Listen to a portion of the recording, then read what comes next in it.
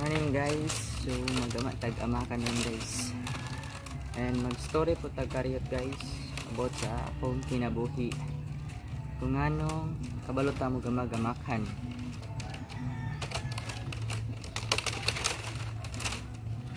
First thing dahil hindi ko kabaloan gamaog amakan kay tungod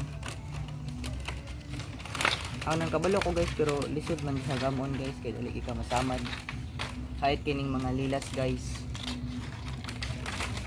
So sa mga wala nakabalo guys kung unsa ning among gigama para gamagamakan guys, kawayan ni siya guys nga giluat initan og sanggot na, ni mama guys para manipis ngani siya guys. Ngani.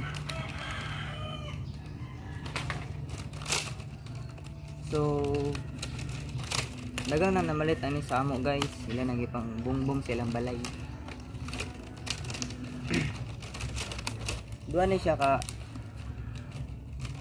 kuan guys, design na ay plain og diamond.